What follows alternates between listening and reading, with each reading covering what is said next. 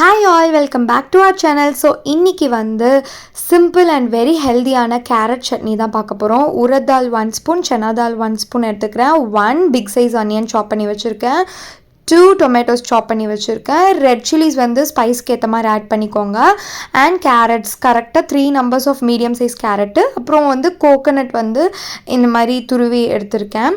So pan heat ஆனதுக்கப்புறம் நல்லெண்ணெய் add பண்ணிவிட்டு ஒரு 2 டேபிள் ஸ்பூன் ஆஃப் நல்லெண்ணெய் ஆட் பண்ணிவிட்டு அந்த தால் எல்லாம் போட்டு ஃப்ரை ஆனதுக்கப்புறம் ஆனியன்ஸ் ரெட் சில்லி போட்டு இந்த கிளாஸ் கன்சிஸ்டன்சி வர வரைக்கும் நல்லா குக் ஆனதுக்கப்புறம் டொமேட்டோஸ் ஆட் பண்ணி அது 1 minute to 2 minutes வரைக்கும் அந்த டொமேட்டோஸை லைட்டாக சாட்டே பண்ணிவிட்டு நம்ம கட் பண்ணி வச்சுருக்க கேரட்ஸை வந்து ஆட் பண்ணிடலாம். கேரட்ஸ் ஆட் பண்ணோன்னே கொஞ்சோண்டு சால்ட் போட்டு லிட் போட்டு ஒரு வாட்டி சாட்டே மிக்ஸ் பண்ணிவிட்டு லிட் போட்டு மூடி வச்சு கரெக்டாக 10 minutes குக் பண்ணி எடுத்தோன்னா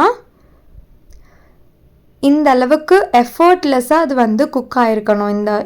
இந்த கன்சிஸ்டன்சி வரைக்கும் சாஃப்டாக.